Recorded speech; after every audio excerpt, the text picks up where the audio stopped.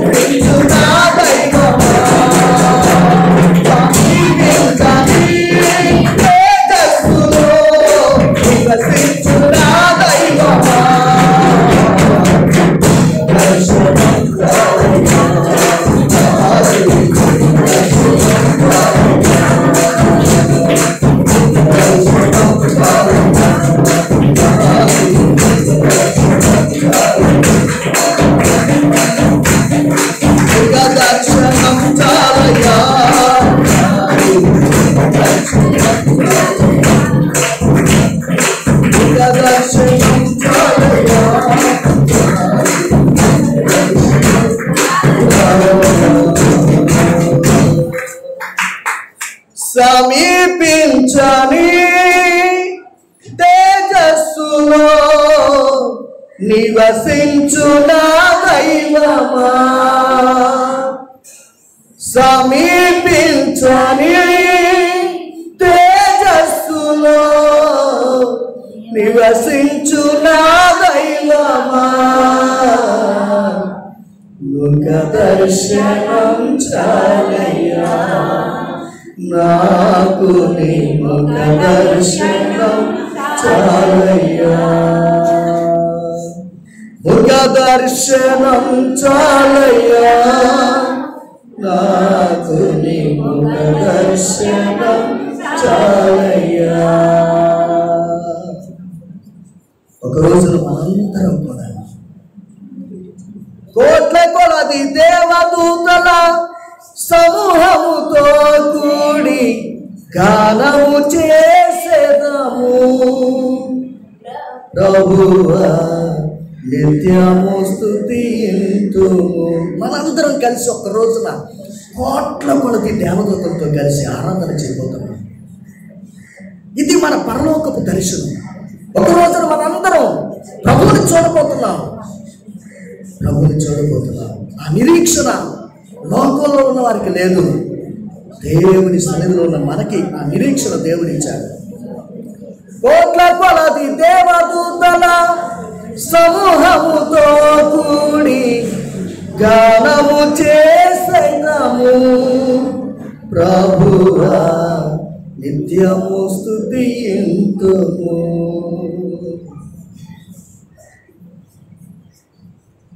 యేసయ్యా యేసయ్యా యేసయ్యా యేసయ్యా. ఆమేన్. ప్రభువానికి వందనాలు నాయనా. నీ ముఖ దర్శనం ఎంత గొప్పది నాయనా. నీవు మమ్మల్ని ప్రేమించిన రీతి ఎంత గొప్పది ప్రభువా. ఈ యొక్క పగటి వేళ దేవుని నామాన్ని స్తుతిస్తూ దేవుని నామాన్ని ఘనపరచుదాం. థ్యాంక్ యూ ప్రభు. మనల్ని ఎంతవరకు కాచి కాపాడారబ్బా. దేవుని కాపుదల ఎంత గొప్పది, ఎంత గొప్పది. హల్లెలూయా హల్లెలూయా. మన హృదయ వాంఛ దేవుని ఆరాధించడమే, దేవుని మహిమపరచడమే, పరిశుద్ధపరచబడి మహిమ పొందడమే. పరిశుద్ధపరచబడి పరిపూర్ణత నొంది మహిమలో చేరుటయే అది నా హృదయ వాంఛయే. ఏంటి మన ఆశ? ఏదో సంపాదించాలని కాదు. పరిశుద్ధపరచబడి పరిపూర్ణత నొంది మహిమలో చేరుటయే అది నా హృదయ వాంఛయే. ఒక నిజమైన దేవుని బిడ్డ ఆశని ప్రభు దగ్గరకు వచ్చింది ఎందుకు మనం అంటే పరిశుద్ధపరచబడి పరిపూర్ణత నుండి మహిమలో చేర్చబడడానికి. అందుకొరకే మనం దేవుని ఆరాధించాలి, దేవుని మహిమపరచాలి. ఓ ప్రభువా కరుణాలయ్యా, పరిశుద్ధుడా నీకు స్తోత్రాలయ్యా. ఇంకే మహిమ పరిశుద్ధపరచండి మమ్మల్ని, పరిపూర్ణంగా చేయండి మమ్మల్ని, మహిమలో చేరటానికి మమ్మల్ని సిద్ధపరచండి. నీ రాకడ అతి సమీపంగా ఉండగా మమ్మల్ని పరిశుద్ధపరచండి. ఓ మమ్మల్ని పరిశుద్ధపరచండి, పరిశుద్ధపరచండి అయ్యా, పరిశుద్ధపరచండి ప్రభువా. దేవానికి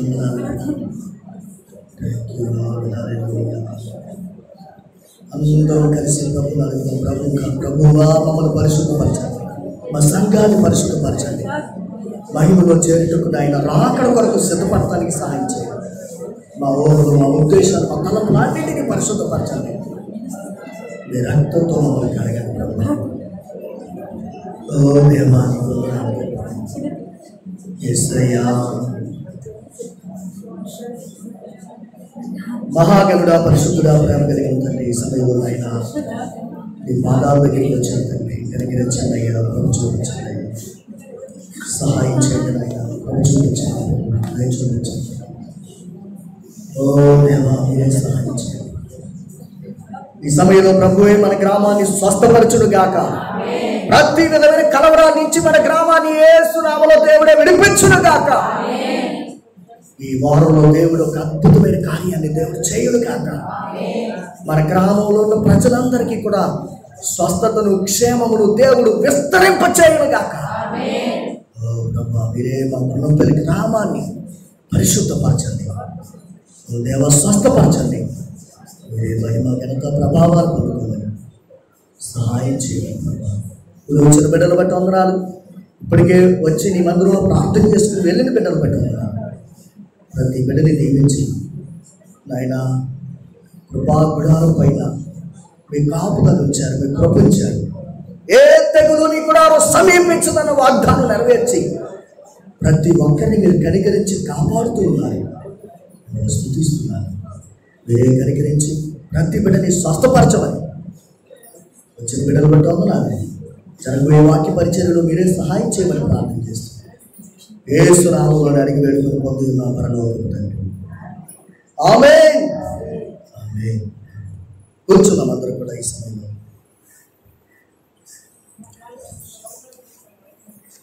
అమ్మా, చాలా గ్యాప్ ఉంది కదా, ఇటు వచ్చేయండి, ఎదురుకు వచ్చేయండి. అమ్మా, అక్క ఎదురుకు వచ్చి, దూరం, చాలా దూరం కూర్చోండి. ఎందుకని నేను అందరికి ఆరాధన ఉందని చెప్పలేదు. ఆ సమయానికి కొద్దిమంది ఉంటే ఆ కొద్దిమందితోనే జరిగిద్దామనే ఉద్దేశంతో ఈ ఒక్క వారానికి ఎదురుకొచ్చాను. ఎంత దూరం ఉంటాను ప్రస్తుతం ఒక 15 రోజులు మనం అన్ని జాగ్రత్తలు తీసుకోవాలి. Okay, right.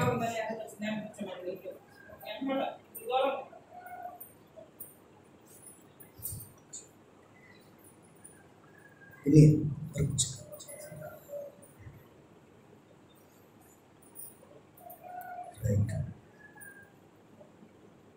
ఓకే. దేవుని యొక్క పరిశుద్ధ నామానికి మహిమ, ఘనత, ప్రభావాలు కలుగును గాక. మన ప్రభు అయిన యేసుక్రీస్తు నామములో కూడి చేరి ఉన్న ప్రియులైన మీ అందరికీ కూడా నా హృదయపూర్వకమైన వందనాలు తెలియజేస్తూ ఉన్నాను. అలాగే లైవ్లో చూస్తున్నటువంటి ప్రతి ఒక్కరికి కూడా నా వందనాలు తెలియజేస్తున్నాను. ఈ సమయంలో దేవుని యొక్క వాక్యాన్ని కొద్దిసేపు మనందరం కూడా ధ్యానం చేద్దాం. ప్రియులారా, ఈ వారం అంతా కూడా తప్పకుండా అందరూ బలంగా ప్రార్థన చేయండి. వచ్చే వారం మనం అందరం కలిసి దేవుని మందిరంలో సంతోషంగా దేవుని ఆరాధించుకుంటున్నాం. ప్రభు ఎంతో మనల్ని ప్రేమించి మనల్ని కాచి కాపాడుతూ ఉన్నారు. ఇంతవరకు కూడా దేవుడు తన రెక్కల చాటున ఆయన పిల్లలమైన మనకి కాపుదలను గ్రహించారు. కనుక దేవుని స్తుతిస్తూ దేవుని మహిమపరుస్తూ ఉన్నారు. మరి ఈ వారం అంతా కూడా ప్రభు ఎంతో సహాయం చేశారు. దేవుడు తోడుగా ఉన్నారు. నేను అలాగే పాస్టర్ గారు కూడా ఈ కరోనా టెస్ట్ చేయించుకున్నాం. ఎందుకంటే పరిస్థితులు బాగోలేదు చుట్టుపక్కల అన్నీ కూడా. కానీ దేవుని దయ వల్ల నెగిటివ్ రావడానికి ప్రభు సహాయం చేశారు. దేవుడు ఎంతో కృప చూపించారు. అలాగే చాలాసార్లు చాలామంది జీవితంలో జరుగుతున్నది ఏంటంటే కరోనా టెస్ట్ చేయించుకోవడానికి భయపడుతున్నారు. చాలా భయం, మాకు కూడా భయం వేసింది. మాటకు వస్తే మాకు కూడా ఎందుకు టెస్ట్ చేయించుకోవడం, ఎందుకు ఏదైనా ఇబ్బంది కలిగితే పాజిటివ్ వస్తే మళ్ళీ దాని గురించి మళ్ళీ ఎంత ఆలోచించాలో ఇవన్నీ ఆలోచనలు వచ్చినాయి. కానీ ఎందుకనో దేవుడు ఎంతో ధైర్యం ఇచ్చారు. ప్రియులారా, మన ఊరిలోనే క్యాంప్ ఏర్పాటు చేశారు, ఉచితంగా చేస్తున్నారు. సరే, చేయించుకోవడం వల్ల మనకు కూడా ధైర్యంగా ఉంటుంది, ఎదుటి వారికి చెప్పడానికి ఉంటుంది. మరి ఆ సమయంలో కమల ఫోన్ చేసింది, అన్నయ్య మేము చేయించుకున్నాం, మీరు కూడా చేయించుకుంటారని. నాకు ఆ సమయంలో ఎక్కడ లేని ధైర్యం దేవుడు ఇచ్చారు. సరే, వెంటనే వెళ్ళి ర్యాపిడ్ టెస్ట్ చేయించుకోవడానికి ప్రభు సహాయం చేశారు. కనుక అందులో నెగిటివ్ రావడానికి కూడా దేవుడు కృప చూపించారు. నేను ఆ తర్వాత ఆలోచించింది ఏంటంటే, చేయించుకోవడం వల్ల ఎంత ధైర్యం వచ్చిందో తెలుసా? చాలా గొప్ప ధైర్యం. చాలామంది ప్రాణాలు ఎందుకు కోల్పోతున్నారో నాకు ఆ తర్వాత అర్థమైంది. టెస్ట్ చేయించుకోవడానికి భయపడి లోపలే దాచేసుకుంటున్నారు వ్యాధి. అదేమవుతుందంటే తీవ్ర స్థాయిలోనికి వచ్చిన తర్వాత ఇంకా వైద్యుల చేతులకు కూడా అందరి పరిస్థితి.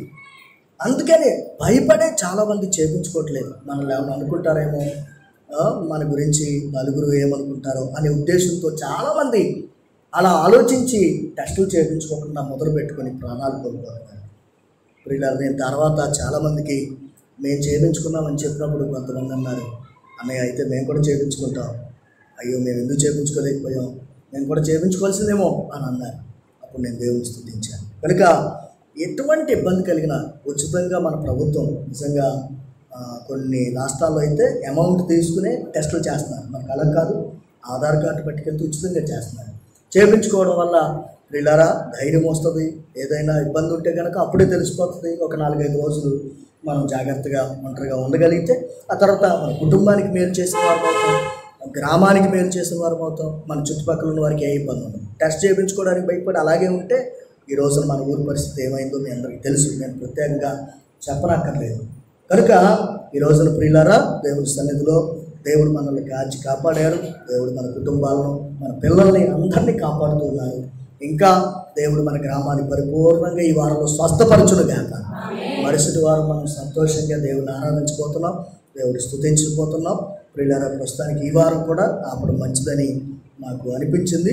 కనుక అందుకనే ఉదయం నుంచి కూడా ప్రభు వల్ల నేను ఉదయాన్నే లేచి ఇక్కడ ప్రార్థన చేసి విరిచి సిద్ధపరిచి వెళ్ళాను. కొంతమంది వచ్చి ప్రార్థన చేసుకుని వెళ్ళిపోవడం వల్ల మనం ఫ్రీగా కూర్చోవడానికి ఉంటుంది.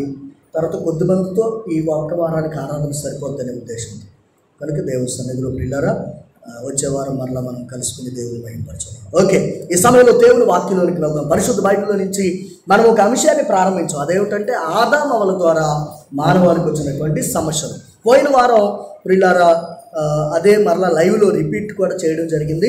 అదేమిటంటే మానవాళికి వచ్చినటువంటి సమస్యలు, ఆది తల్లిదండ్రుల ద్వారా మానవాళికి వచ్చినటువంటి సమస్యలు. ఒకటి, దేవుణ్ణి సందేహించడం, నిజ దేవుణ్ణి సందేహించడం. ఇది నిజమా అని చెప్పి ఒక డౌట్ క్రియేట్ చేసింది అపవాది.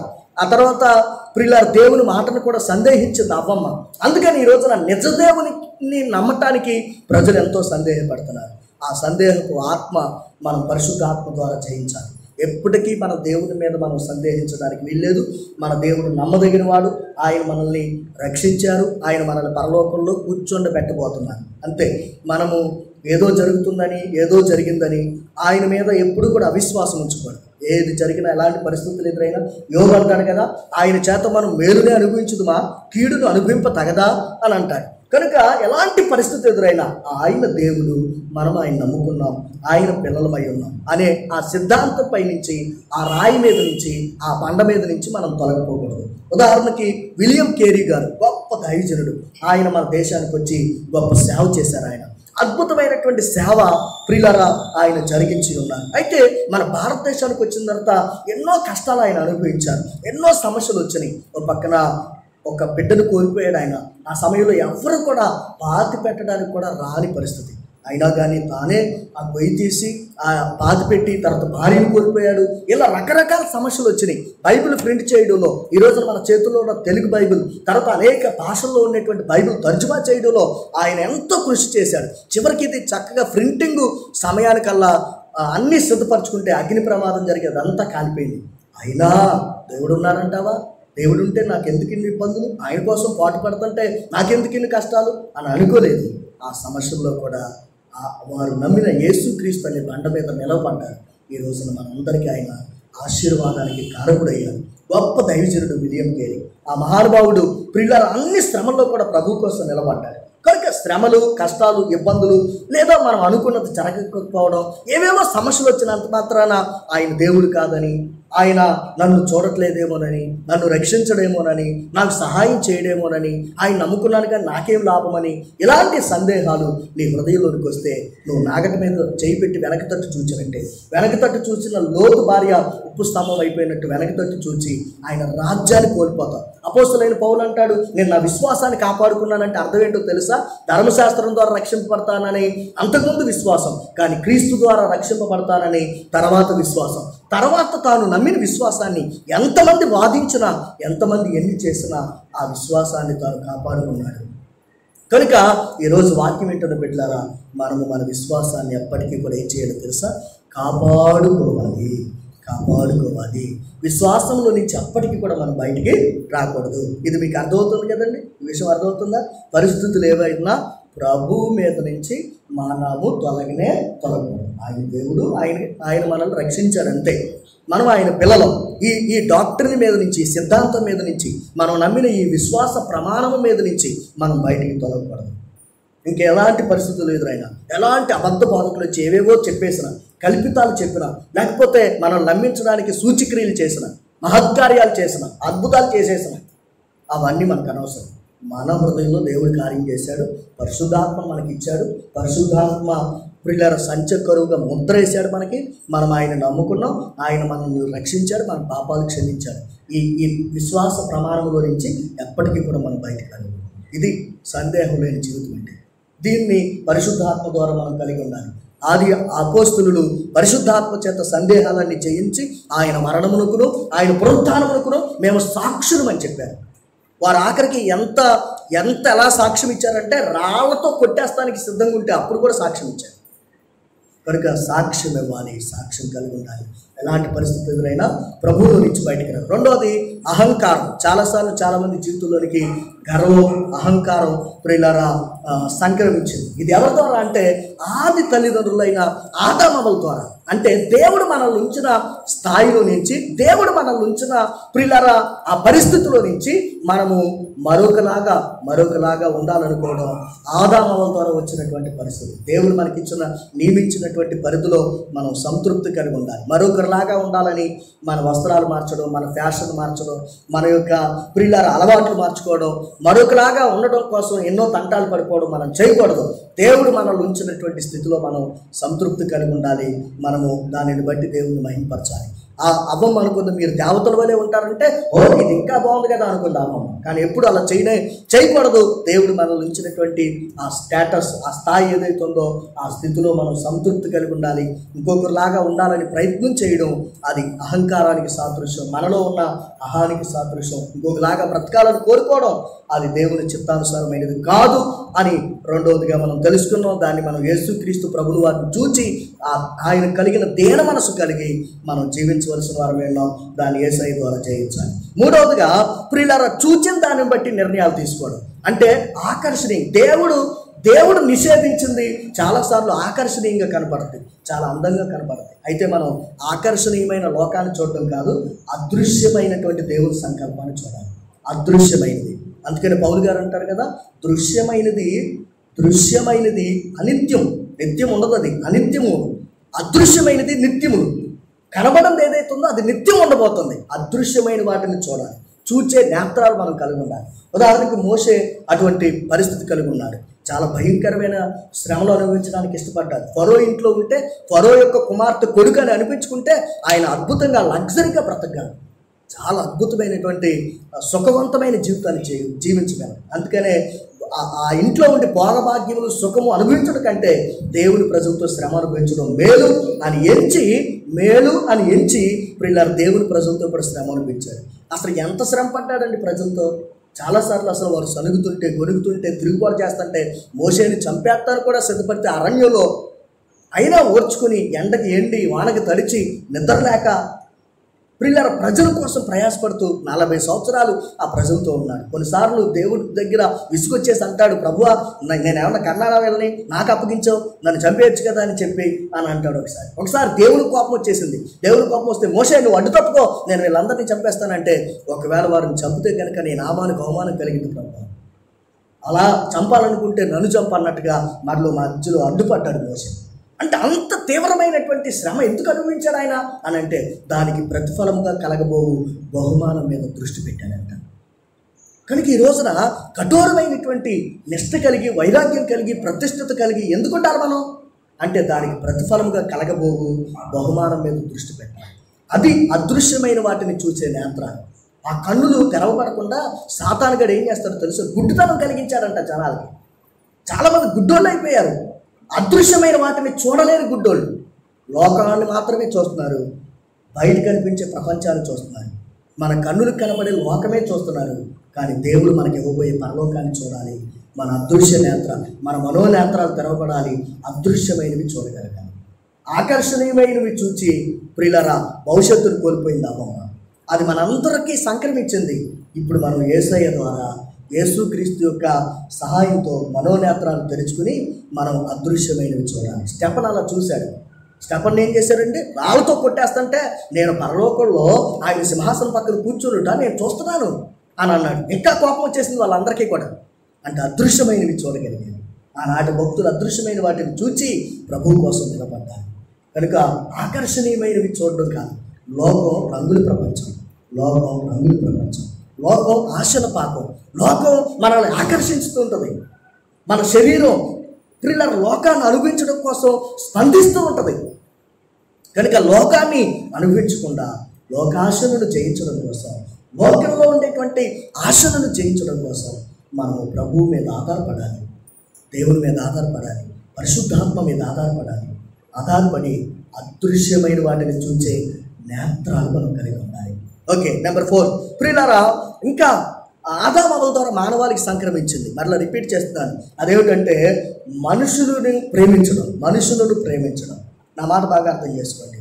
ఆదాము దగ్గరికి అవ్వం ఏం చేసిందంటే తీసుకుని వచ్చింది, ఇదిగో ఫ్రూట్స్ తిను, నేను తినేసానని చెప్పగానే ఆదాము కూడా ఏం చేశాడంటే వాటిని తీసుకుని తిని ప్రియులారా వారిద్దరి యొక్క నేత్రాలు తెరపడింది. అయితే ఆదాము తినకుండా ఆగగలడు, తినకుండా ఉండగలడు. కానీ విషయం ఏంటంటే నేను అవ్వమ్మను మిస్ అవుతానేమో, అవ్వమ్మ నా దగ్గర నుంచి వెళ్ళిపోద్దేమో, అవ్వమ్మను కోల్పోతానేమో అనే ఉద్దేశంతో ఆదాము పండు తినకూడదని తెలిసినా తిన్నాడు. అవ్వమ్మేమో మోసపోయి తిన్నది, ఆదాయమేమో తెలిసి మనిషిని మిస్ అవుతానని తిన్నాడు. కనుక ఈ రోజున చాలాసార్లు దేవుని పిల్లలైన వారు ప్రియులారా ఎవరినో ఒక కుటుంబాన్ని మిస్ అయిపోతానని, మనుషుల్ని మిస్ అయిపోతానని, బంధువుల్ని మిస్ అయిపోతానని, స్నేహితుల్ని మిస్ అయిపోతానని, చాలామందిని నేను కోల్పోతానేమోనని రాజీ పడిపోయి దేవుని చిత్తానికి విరోధంగా బ్రతుకుతున్నాను. ఇలాంటి జీవితం ఎక్కడి నుంచి వచ్చింది మనకి అని అంటే ఆదాము అవ్వల ద్వారా మనకి ఇలాంటి స్వభావం వచ్చింది. ఎన్నోసార్లు మనం మనుషులు కోల్పోతామని రాజీ పడిపోయిన బ్రతుకు మంది. నా మట్టుకు నేను, మీ మట్టుకు మీరు, మనందరం ఎవరినో కోల్పోతానేమో, వాళ్ళు మనతో మాట్లాడరేమో, వారు మందిరానికి రారేమో, వారు సంఘాన్ని వదిలేస్తారేమో, లేకపోతే వారు మనల్ని ప్రేమించరేమో, అలాంటి వాళ్ళు మళ్ళీ మనకు దొరకరేమో అని ఎన్నోసార్లు మనుషుల్ని ఎవరినో కోరుకుని దేవుడిని వదిలిపెట్టేసి దేవుడు లేకపోయినా పర్లేదులే అనుకునే ఆలోచనలకు వచ్చేసి ఆదాము ఇలాంటి స్వభావం మనలోకి వచ్చేసింది. ప్రియులారా దేవుణ్ణి కోల్పోయినా పర్లేదు అనుకునేటువంటి అలాంటి ఆలోచనలు ఆదాము అవ్వల ద్వారా మనిషిలోకి వచ్చింది. కనుక ఈ రోజున దేవుని కంటే అత్యధికంగా ఎవరినో ప్రేమిస్తే, ఎవరినో ప్రేమించడం వల్ల మనం చాలాసార్లు దేవుణ్ణి కోల్పోతాం. ఆయన్ని ప్రేమించడం కోసం, ఆయన మహింపరచడం కోసం, ఆయన్ని వెంబడించడం కోసం ఆస్తులైనను, భూములైనను, తల్లిదండ్రులైనను, బంధువులైనను విడిచిపెడితే ఇహమందు పరమందు కూడా 100 అంతలుగా దేవుడు ఇస్తాడంట. దేవుడు ఎప్పుడు కూడా మనకు అన్యాయం చేయడం. ఆయన నామము నిమిత్తం, ఆయన వాక్యము నిమిత్తం, ఆయన యొక్క ప్రియుల ప్రేమ నిమిత్తం ఒకవేళ మనం దేవుడిని కోల్పోయినా అంతకు 100 అంతలుగా దేవుడు ఇవ్వగలడు. ఒకవేళ నేను ఈ రోజున వారి మాట నెక్కిపోతే దేవుడి మాట పక్కన పెట్టదాం, వారి మాట నెక్కిపోతే మన ఇంటికి రేపు వద్దని రారేమో, మనల్ని ప్రేమించరేమో, మనకి సహాయం చేయరేమో, మనతో మాట్లాడరేమో అని చెప్పి వారు చేసేటువంటి ప్రియులారా అకృత్యమైన కార్యక్రమాల్లో మనుషులు అంటే దేవుని నమ్ముకుని కూడా మనము పాలుపంపులు పొంది ఎన్నోసార్లు దేవుని బాధ పెట్టినటువంటి పరిస్థితి. ఏమండి ప్రియులారా రాజు ఏమన్నా అనుకుంటాడేమో, బబులోను దేశంలో వారు ఏమన్నా అనుకుంటారేమోనని దానియేలు ఎప్పుడు కూడా ఆలోచించలేదు. దేవుని మహింపరిస్తే చాలు, అంతకాడికి వస్తే చావైనా పర్లేదు తప్ప దేవుని చిత్తానికి విరోధంగా జీవించడానికి వీల్లేదని అనీతిమంతుల మధ్యలో నీతిమంతుడిగా నిలబడ్డాడు దానియేలు. ప్రియులారా పోతీఫర్ భార్య ఏమన్నా అనుకుంటుందేమో, ఆమె చెప్పినట్టు వినకపోతే నాకు బువ్వ దొరకదేమో అని అనుకోలేదు యోసేపు. అలాంటి భయంకరమైన క్రిటికల్ పొజిషన్లో దేవునికి విరోధంగా పాపం చేయకూడదని ఆమె దగ్గర నుంచి పారిపోయి జైల్లో ఉండటానికైనా ఇష్టపడ్డాడు. కానీ పాపానికి తన శరీరంలో చోటు ఇవ్వకుండా జాగ్రత్త పడ్డాడు. యోసేపు నీతిమంతుడిగా బ్రతికాడు. యోసేపు చరిత్రలో ఘనతకెక్కాడు. ప్రియులారా శత్రుకు మేషకు అబెద్నెగోలు ఒక్క నమస్కారం పెట్టేస్తే ఏం పోతుంది, ఎంతమంది ఖుషి అయిపోతారు కదా, మాకేదో చిన్నపాటి ఉద్యోగం ఉంది బతికేయచ్చు కదా అని అనుకోలేదు వాళ్ళు. ప్రియులారా బతుకంటే ఈ లోకంలో అది బ్రతుకు కాదు, పరలోకంలో బ్రతకడం అది బ్రతుకు. ఈ లోకంలో మనం కొద్ది కాలమే ఉంటాం, భూలోకంలో కొద్ది కాలమే ఉంటాం. ఎప్పుడు ఎవరి జీవితం ప్రియులారా ముగించబడుతుందో తెలియదు. శాశ్వతమైన జీవితం యేసయ్యతో ఉంది, పరలోకంలో ఉంది. పరలోకంలో మనం బ్రతకాలి. అందుకని ప్రియులారా ఆదాము రాజీ పడిపోయినట్టుగా మన లోకంతో రాజీ పడడానికి వెళ్ళాను. దానియేలు రాజీ పడలేదు. నేను తిన్న అద్భుతమైన భోజనం, ప్లీజ్ మమ్మల్ని ఇబ్బంది పెట్టకండి అని చెప్పారు. ప్రియులారా మేము మొక్కం, మీరు ఏమంటే చేయండి, అగ్నిగుండం వేస్తే వేసేయండి, నో ప్రాబ్లం, కానీ మేము మొక్కం. నువ్వు ఒకవేళ నన్ను జైలుకి పంపుతావా పంపు, నా మీద నిందలేస్తావా వేయి, నువ్వు చెప్పినట్టు నా శరీరాన్ని నీకు అప్పగించడం. నేను నా యజమానుడు భార్యవైన నీకు దాసుని అయిపోతాను, నా శరీరాన్ని నేను అలా ఇవ్వను. ఇలా అనేక మంది భక్తులు ప్రియులారా వారి జీవితాల్లో వారు ప్రత్యేకించుకున్నారు. రాజీ పళ్ళ అవి రాజీ పడిపోయే సిచ్యువేషన్లో అడిగే వాళ్ళు కూడా లేరు. రాజీ పడినంత మాత్రాన ఎవరు మందలించరైనా మందలించరు. ఇంకా వాళ్ళకి హ్యాపీగా ఉంటుంది ఆ టైంలో. పిల్లలు ఫుడ్ దొరికిద్ది, ఏ ఇబ్బంది కలగదు. కానీ ప్రభు కోసం వారు వాటిని వద్దనుకున్నారు, వారు జీవించగలిగారు. కానీ ఈ రోజున పిల్లలు ఎన్నోసార్లు మనం దేవుడిని పక్కన పెట్టి దేవుడు ఏమనుకున్నా పర్లేదు కానీ మనుషులు కోల్పోతానేమో, వాళ్ళు మనకు ఇంటికి రాలేమో, మనకు వచ్చి ఏం ఉద్ధరిస్తారు కొంచెం చెప్పు. పోనీ వచ్చి ఏం ఉద్ధరిస్తారు చెప్పు. పోనీ నీకేం చేయగలరు చెప్పు. నువ్వు చస్తే పరలోకం ఏమైనా తీసుకెళ్తారా? ఎవరో ఏదో అనుకుంటారని మనుషుల కోసం మనం ప్రియులారా మన జీవితాన్ని ఎన్నోసార్లు దేవుని యొక్క వాక్య ప్రమాణములో నుంచి కిందకి దిగొచ్చి మనల్ని మనం నేను ఎన్నోసార్లు ప్రియులారా దేవుడు చెప్పిన దానికి విరోధంగా, దేవుని వాక్యము చెప్పిన దానికి విరోధంగా కొన్నిసార్లు ముహూర్తం పెడితే ఆ ముహూర్తానికే రాయి వేయాలి, ఆ ముహూర్తానికే రిబ్బన్ కట్టాలంటే ఏమో వాళ్ళు ఏమన్నా అనుకుంటారేమో, వాళ్ళు బాధపడతారేమో. ఇంకా కుటుంబంలో చాలామంది మారు మనసులు ఉన్నారుగా, వాళ్ళు కోల్పోతారేమోనని నన్ను నేను రాజీ చేసుకున్న పరిస్థితి. ఒక పక్కన దేవునికి విరోధంగా జరుగుతుందని తెలిసినప్పటికీ కూడా నా మటుకు నేను ఈ వాక్యం దగ్గర సిగ్గుపడుతున్నాను, నా మటుకు నేను బాధపడుతున్నాను. ఎన్నోసార్లు ప్రియులారా అనేక రకాలైన కార్యక్రమాల్లో దేవుడి కంటే ఎక్కువగా మనుషుల్ని ప్రేమించడం, అది ఆదామవల ద్వారా మనుషులకు వచ్చేసింది స్వభావం. ఓకే, నెంబర్ 5 ప్రియులారా ఇక్కడ వరకు మనం ఆల్రెడీ ధ్యానం చేసాం. ఇప్పుడు 5వది నూతనంగా మనం నేర్చుకుంటున్నాం. అదేమిటో చూద్దాం. ఆదికాండం 3వ అధ్యాయం 8వ వచనం నుండి చదివి సహాయం చేయండి. బైబిల్ తెచ్చుకున్న వారు ఆదికాండం 3వ అధ్యాయం 8వ వచనం నుండి 11వ వచనం వరకు. చల్లపూట ఆదామును అతని భార్యను తోటలో సంచరించుచున్నాను. దేవుడైన యెహోవా స్వరము విని దేవుడైన యెహోవా ఎదుటికి రాకుండా తోట చెట్ల మధ్యలో దాగుకొనగా దేవుడైన యెహోవా ఆదామును పిలిచి, ఆదామా నువ్వెక్కడున్నావు అని. అందుకతడు నేను తోటలో స్వరం విన్నప్పుడు దిగంబరునిగా ఉంటుంది కనుక భయపడి నేనేం చేశానంట, దాగుకొంటిని. అంటే నిజమైన దేవుడి దగ్గరికి రాకుండా దాగుకునేటువంటి పరిస్థితి. అంటే దాక్కునేటువంటి పరిస్థితి ఏమిటి అని ఆలోచన చేసినట్లయితే, ఎందుకు మనుషులు నిజమైన దేవుడి దగ్గరికి రాకుండా దాక్కుంటున్నారు అని అంటే, ప్రియులారా ఈ స్వభావం ఆది తల్లిదండ్రుల దగ్గర నుంచి మానవులందరికీ వచ్చేసింది. ఎందుకు అని అంటే తప్పు చేశారు కాబట్టి. ఇప్పుడు దేవుడి దగ్గరికి రావాలంటే భయం. అందుకని దేవుని యొక్క వాక్యం చెప్తుంది, నిజమైన వెలుగు ఉండేను, అది లోకములో ప్రకాశించుచుండెను, కానీ చీకటి దాన్ని గ్రహించట్లేదు. చాలామంది ఈ వెలుగు దగ్గరికి రావట్లేదంట. చాలామంది యేసు ప్రభు దగ్గరికి రావట్లేదంట. ఎందుకు అనంటే ప్రభు దగ్గరికి వస్తే మన జీవితం అంతా బట్టబయలు చేసేస్తాడు ఆయన.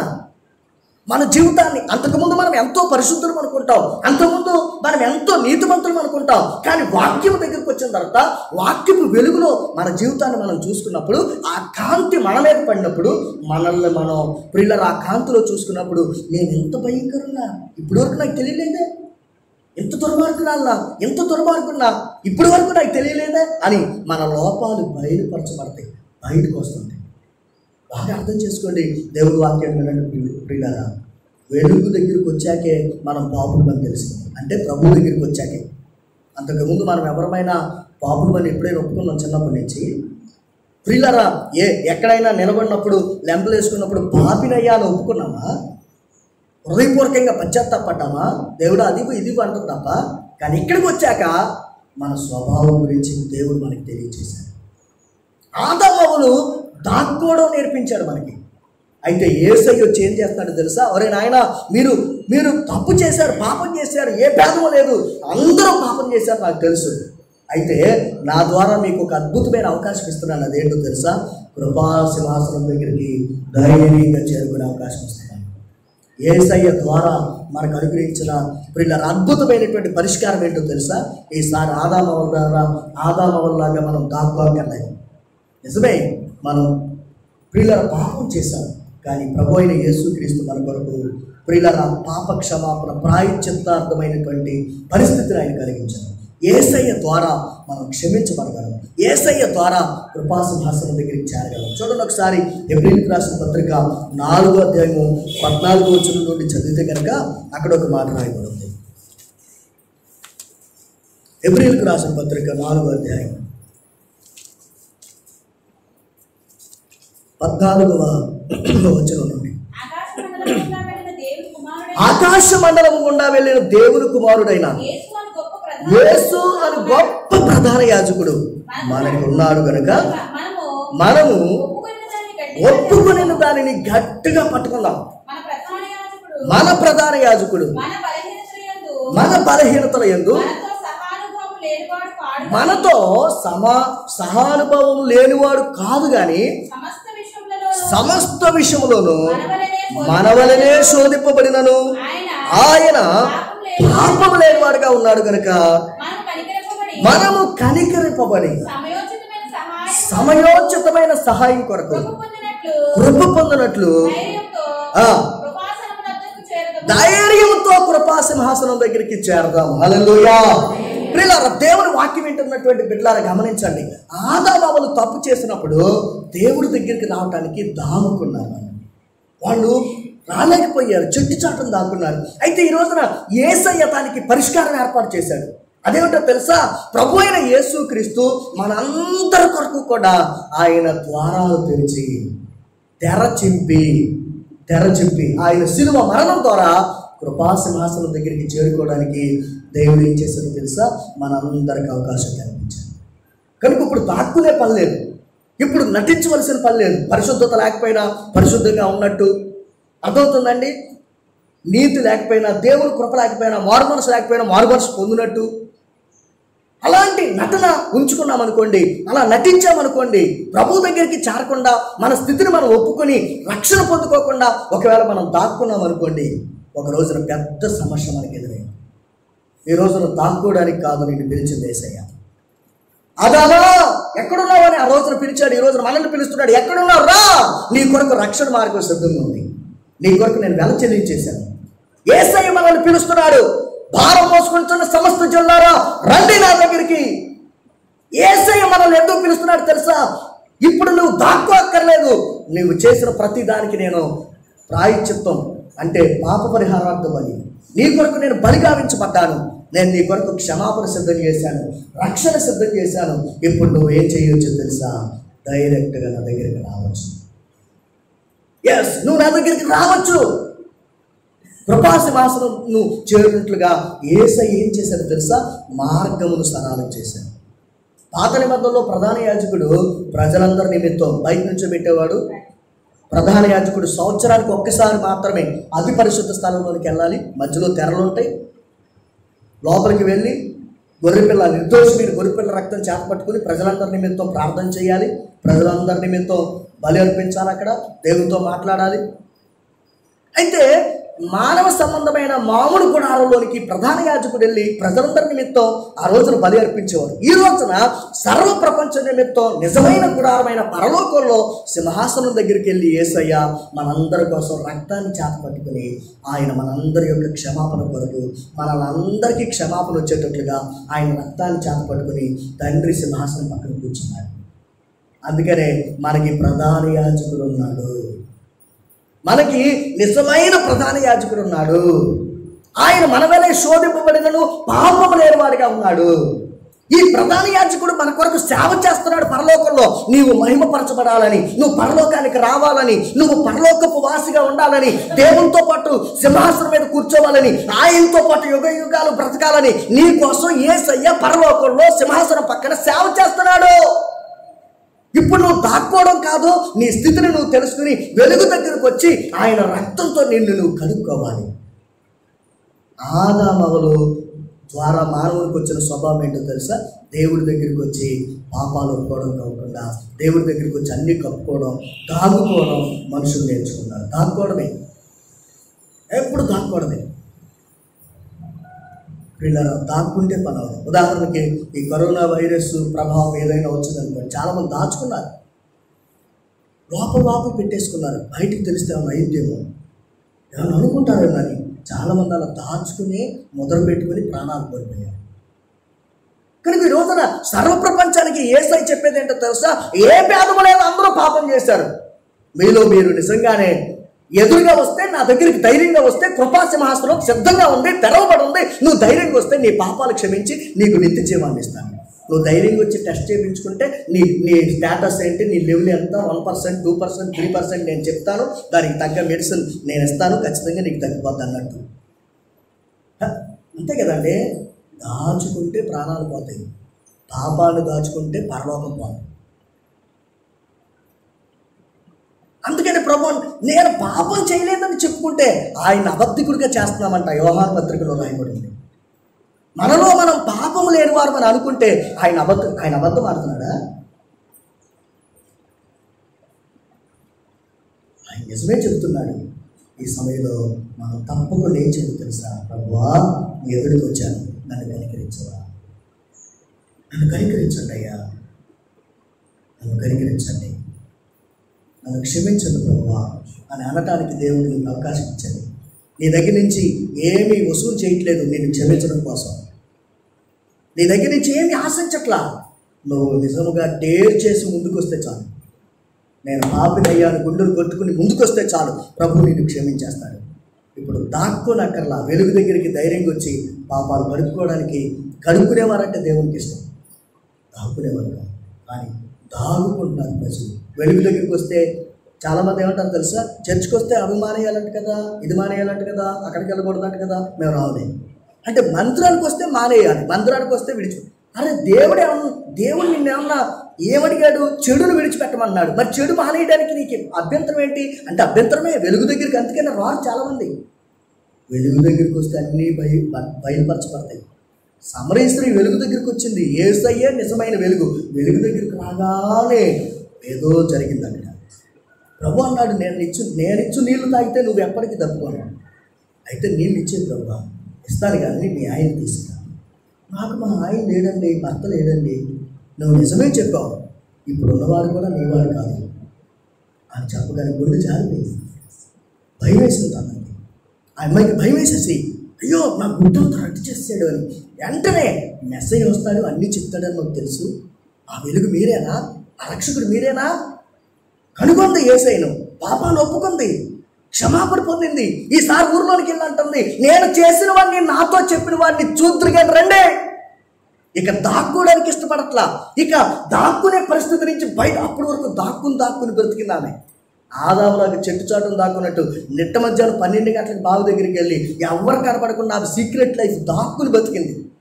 ఈసారి ధైర్యంగా నేను చేసిన వాడిని, నాతో చెప్పిన వాడు నాకు దొరికాడు, నన్ను క్షమించే దేవుడు దొరికాడు, రండి ఆయన దగ్గరికి అని పిలిచింది. ఆదాముల ద్వారా మానవుడికి వచ్చిన స్వభావం ఏంటో తెలుసా? నిజదేవుడి దగ్గరికి రాకుండా దాక్కునే స్వభావం. మనం దాక్కోకూడదు, దాచుకోకూడదు. దాక్కున్న తప్పే, దాచుకున్న తప్పే. ఒప్పుకుంటే ప్రియులను కనికరింపబడతాం, ఒప్పుకుంటే క్షమించబడతాం, ఒప్పుకుంటే కడగబడతాం, ఒప్పుకుంటే పరిశుద్ధపరచబడి పరలోకానికి వెళ్తాం. మన ఉద్దేశాలు, మన ఊహల్లో, మన తలంపుల్లో, మన శరీరంలో, మన దేహంలో ఎన్నో రకాలైనటువంటి వాక్యపు వెలుగులో మనకు కనబడుతున్నప్పుడు ఒప్పుకొని విడిచిపెడుతూ ప్రభువు దగ్గరికి ధైర్యంగా వెళ్ళచ్చు. ఇబ్బంది ఏం లేదు, నీ నాపే నాదుడు లేదు, దేవుడు తెర చింపేశాడు. నువ్వు ధైర్యంగా ప్రభు దగ్గరికి వెళ్ళి. అందుకని ఏసయ్య నా నామమున మీరు ఏది అడిగినా తండ్రి ఖచ్చితంగా చేస్తాడు. నేను ఇస్తున్న భరోసా నా నామమున. అందుకని ఏసయ్య మనకి ఎంత కృపించాడో చెప్పనా? ఆశ తీరా ఆరాధన చేసే అదృష్టమిచ్చింది నీ కృప. ఆశ తీరా ఆరాధన చేసుకునే అదృష్టం ఎవరిచ్చారు? యేసయ్య. లేకపోతే పరలోకపు సింహాసనంకి దగ్గరకు నా తండ్రి అని పిలిచేంత డేర్ మనకెక్కడది? అసలు మనం అన్ని జనులు, మనం అస్సలు పనికిరాం. యూదులకున్న అవకాశం కూడా మనకు లేదు ఒక రకంగా చెప్పాలంటే. కానీ దేవుడు మనకి తన ప్రియకుమారుని క్రీస్తుని బలిచ్చేసి మనల్ని పిల్లలుగా స్వీకరించాడు. ఎంత అద్భుతంగా ద్వారం తెరిస్తే, పరలోకపు ద్వారం తెరిచి నీ కొరకు ఉంచితే, తలుపులు తెరిచి ఉంచితే, ఆ తలుపుల దగ్గరికి వచ్చి ప్రభువా నేను పాపినని ఒక ప్రియుల సొంకరలాగా గుండెలు పాతుకుని ఏడవలసింది పోయి, ఇంకా నేను నీతిమంతుడిని అన్నట్టు బతుకుతూ పరలోకానికి వెళ్ళలేకపోతే ఎవరు కారణం? దాచుకుని బతుకు నువ్వు కాదా? నీ జీవితం కాదా కారణం? దేవుడు తెరిచిన తలుపులు ఒక రోజున మూయబడతాయి. ఆ రోజు నువ్వు దాక్కుని నువ్వు బయటకు వచ్చి నేను ఇప్పుడు ఒప్పుకుంటా అంటే నో ఛాన్స్. నోవాహు ప్రియులారా జలప్రయాణానికి ముందు 120 సంవత్సరాల ప్రకటన జరిగింది. ఎవరు వినిపించుకోవాలా? మేమేం తప్పు చేసామన్నట్టు పెద్ద ప్రియులారా మేకపోతు గాంభీర్యాన్ని వహించారు. మేమేమి తప్పులు చేయలే, ప్రార్థనకి వెళ్తాను మీరే పాపాత్ములు అన్నట్టు చూశాడు. పోనీ అలాగే అనుకుంటారా బాబు, మేము పాపాత్ములమే, వాక్యపు వెలుగులో మాకు అర్థమైంది, కరెక్టే, మేము ప్రభు దగ్గరికి వచ్చాం, క్షమించే దేవుడి దగ్గరికి వచ్చాం, క్షమాపణ పొందుకున్నాం, మీరు అలాగే అనుకోండి. 120 సంవత్సరాల ప్రకటన ఎవరు ఖాతరు చేయలేదు. అంతలో జలప్రలయం స్టార్ట్ అయింది, తలుపు వేయబడింది. నోవాహు తలుపు తీస్తావా? నో ఛాన్స్, తలుపు వేయబడింది. ఇప్పుడు మరలా అదే తలుపు తెరవబడింది. ప్రతి పాపిని రక్షించడం కోసం డోర్ ఓపెన్ చేసి ఉంచాడు దేవుడు. నువ్వు దాక్కోనక్కర్లా. ఎస్, నువ్వు పాపివని, నువ్వు భయంకరమైనటువంటి వ్యక్తులు నాకు తెలుసు, నేను నిన్ను క్షమించడానికి సిద్ధంగా నన్ను తలుపు తెరిచి ఉంచారు. తలుపు తెరవబడి ఉంది. అయితే ఈ తలుపు కూడా ఒక రోజు దేవుడు ఏం చేస్తాడన్నాడు? అంతట తలుపు వేయబడేది. పిలిచి తన సేవకులతో పిలిపించి, కరపత్రికలతో పిలిపించి, టీవీ ద్వారా పిలిపించి, మైకుల్లో పిలిపించి, దేవుడు అందరినీ పిలిపించి ఎవరు మాట వినరు. దేవుడు తలుపు వేసే సమయం దగ్గరికి వచ్చేసింది.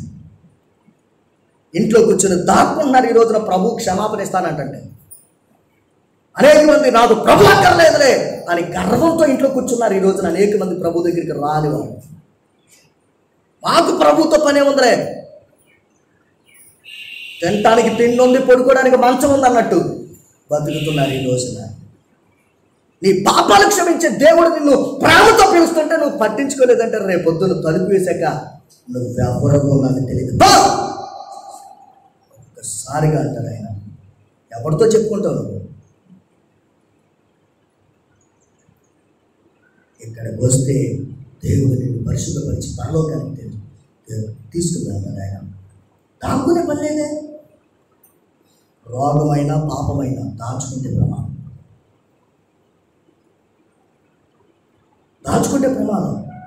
ఈరోజు కరోనా వైరస్ అలాంటిది.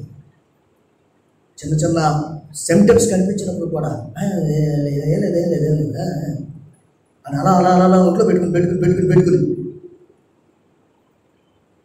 బాధపడి లోపల ఉంచేసుకుని చివరికి వచ్చేపాటికి చివరి స్టేజ్ బలవంతాన్ని టెస్టింగ్, నెక్స్ట్ డే పాజిటివ్, మరొక 2 రోజులకి డెత్. ఇంతదాకా ఎందుకు జరుగుతుంది?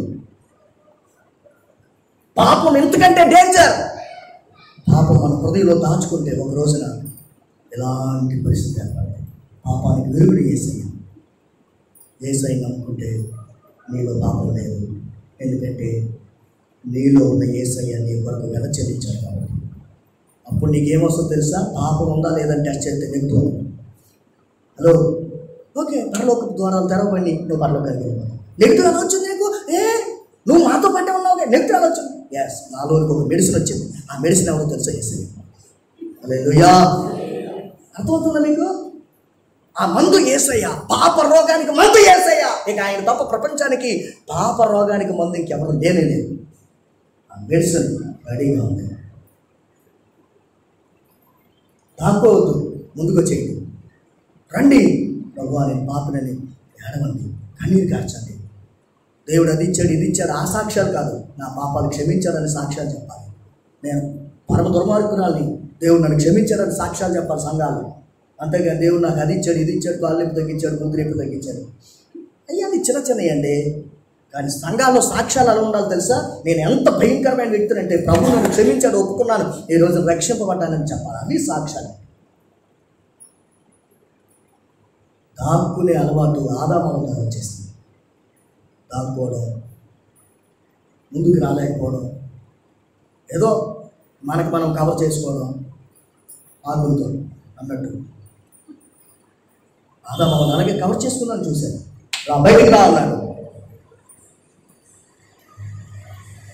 కనుక దాక్కునే పరిస్థితి మన దగ్గర వద్దు. దాక్కోవడం నుంచి బయటికి రావాలి. దేవుడి యొక్క సింహాసనం ఇప్పుడు ఇంకా దేవుడు తలుపులు తెరిచే ఉన్నాయి. నేను క్షమించడానికి సిద్ధ మనసు కలిగి ఉన్నాడంట. పాప ఆ మాట ఎంత గొప్పదండి. సిద్ధ మనసు కలిగి ఉన్నాడంట. ఆయన సిద్ధ మనసు కలిగి ఉన్నాడంట. సిద్ధ మనసు కలిగి ఉన్నాడంట. కనుక ఏది దాచుకోకుండా ముందు ఒప్పుకొని విడిచిపెడదాం. తప్పకుండా విడిచిపెట్టేద్దాం. ఏమి కవర్ చేసుకోవాల్సిన పని లేదు. ఉన్నది ఉన్నట్టు ఒప్పుకుంటే చాలు. ప్రభు తప్పక మనం రక్షిస్తాడు. తప్పకుండా యేసయ్య మనం రక్షించాడు. ఇంకా చాలామంది అండి మన ఇళ్ళలో లేరా? కాబట్టి మన ఇంట్లో లేరా? అమ్మ మన ఇంట్లో లేరా? ఇంటికాడ ఉండి యేసయ్యతో నాకు పని లేదు అనుకుంటున్నాను. అరే రేపు పొద్దున అక్కడికి వెళ్ళిన తర్వాత ఏం సమాధానం చెప్తారంటున్నాను నేను. యేసయ్యతో పని లేదు అనుకుంటున్నాను. ఈరోజు యేసయ్య లేకపోతే మోక్షం లేదండోయ్. పరలోకానికి వెళ్ళాం. ఈ లోకం శాశ్వతమైనది కాదు. ఈ లోకం శాశ్వతమైనది కాదు. పరలోకమే శాశ్వతం. అక్కడ నిత్యం ఉండబోతున్నాం.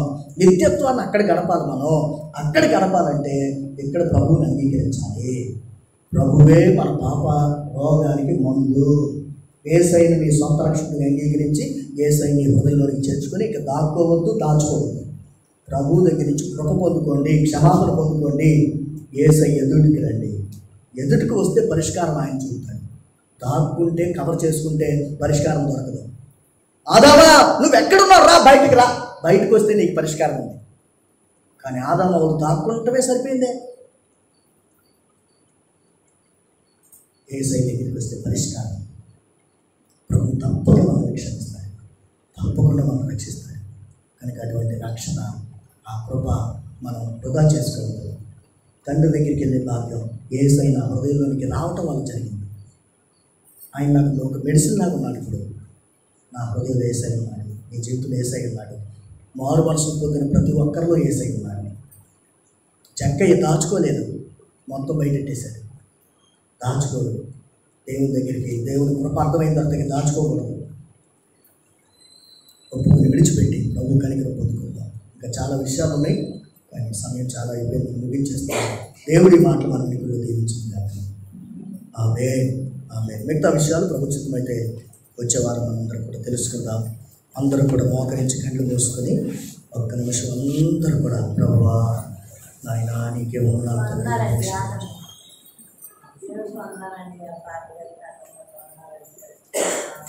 ఆర్ఎండి గారు వచ్చారండి. పని చేసుకోమన్నా తేడా వచ్చేస్తాయి. పని చేసుకోవడం మంచిది అన్నారు. ఆ పని వస్తుందండి. ఏం చెప్పాలో నాకు అర్థం అవుతుంది. ఆ పిల్లలు వచ్చేసి చెప్తానండి. ఆ పని వస్తుందని చెప్తామని చేసుకున్నాను. ఆ పిల్లలు వచ్చేసి చెప్తానండి అన్నాను. చేసుకోలేదండి. పిల్లలు వచ్చాక బాబాయ్ వచ్చేసి చెప్పారండి. అయ్యా చేసుకోవాలండి. అలాగే పాఠం గారు కూడా చెప్పారండి. మా ఇంట్లో చెప్తాం మా మమ్మీ చెప్తాం అన్నారు. నా భయం వస్తుందండి. ఏం చెప్పారో అర్థం అవుతలేదండి. దేవునికి మహిమ కలుగును గాక. నా పెద్దలు వాళ్ళు 3 రోజులు అడిగానండి. ఆప్షన్ చేయించమంటాడు. ఈ అమ్మాయి వాళ్ళని కొట్టుకెళ్ళి మా కొట్టుకెళ్ళి సీనియర్ చెప్పుకొని ఎప్పుడు వెళ్ళిందనుకున్నాను. నాకు వాళ్ళు ఏం చేస్తే ఏంటో నా భయం వేసిపోతుందండి. ఏం చేయాలి నాకు అర్థం అవుతలేదండి. చేయించుకుంటే ఏంటో చేయించుకుపోతుంది. నాకు పడిపోతలేదండి. అది బాగా వేసి ప్రార్థన చేసుకుని అది వచ్చి కేకేస్తాడు. మా తల్లి కేకేసి దేవుడు ఏం చేసిన ఇద్దరు మా పిల్లలు వచ్చి ఏమో వేది కదా ఆయన చేశాడండి. దేవునికి మహిమ కలుగును గాక. మరి దేవుడు జ్ఞాపకం చేసుకుని మరి దుర్గమ్మ అలాగే జయమామ వాళ్ళందరూ కూడా ధైర్యం చేసి మొత్తానికి టెస్టులు చేయించుకుంటారు. హల్లెలూయా. టెస్ట్ చేయించుకోవడం వల్ల ఏం జరిగింది? అద్భుతమైన కార్యం, గొప్ప ధైర్యం వచ్చేసింది మనకి. హల్లెలూయా. మాకేమీ లేదు. ఇప్పుడు టెస్టులు చేయించుకోవడం వల్ల అందరికీ కూతంత జరుపు చేసిన ఏముంది ఇప్పుడు మీకు? అది యేసయ్య మన హృదయంలోకి వస్తే కూడా మనకే ధైర్యం. హల్లెలూయా. దేవుడు చేసిన గట్టిగా చప్పలు కొడదాం వాళ్ళిద్దరిని బట్టి కూడా. అదే చెప్పింది ప్రైజ్ లార్డ్. మోకరించండి, ప్రార్థన చేసుకుందాం. ఎవరు కూడా ఇంకేం మాట్లాడదు. దేవుడు చేసిన గొప్ప కార్యాన్ని బట్టి దేవుడికి మహిమ ఘనత ప్రభావాలు కలుగును గాక. ప్రార్థన చేసుకున్నాం అందరూ కూడా. దేవా మా గ్రామాన్ని స్వస్థపరచండి. మేమెవరు దాక్కోవడానికి కాదు నాయన, నువ్వు తెరిచిన తలుపు నాయన, నీకు వందనాలు తండ్రి. మా కొరకే నాయన, మా కొరకు తలుపు తెరిచి ఉంచావు, పరలోకపు తలుపు తెరిచి ఉంచావు. ఓ మేము దాగుపడకుండా ఆదాము దాక్కు నాయన, వారి వలె వారి స్వభావం మాలో ఉంది. మేము చాలాసార్లు దాక్కునే ప్రయత్నం చేస్తున్నాం. దైవం మమ్మల్ని క్షమించడు ప్రభు అని ప్రభు సన్నిధిలో ప్రార్థన చేసుకున్నాం. అందరూ ప్రార్థన చేద్దాం. విన్న వాక్యం కొరకు యేసయ్యా యేసయ్యా నీకు వందనాలు. హల్లెలూయా హల్లెలూయా హల్లెలూయా హల్లెలూయా. అందరూ ప్రార్థన చేయాలి. ఎవరు మౌనంగా ఉండదు, ఎవరు మౌనంగా ఉండదు. హల్లెలూయా హల్లెలూయా హల్లెలూయా. పరిశుద్ధ పరచబడి పరిపూర్ణత నుండి మహిమలో చేరుటయే అది నా హృదయ వాంఛయే. పరిశుద్ధ పరచబడి పరిపూర్ణత నుండి మహిమలో చేరుటయే అది నా హృదయ వాంఛయే. యేసయ్యా యేసయ్యా యేసయ్యా యేసయ్యా. ప్రార్థన చేసుకుని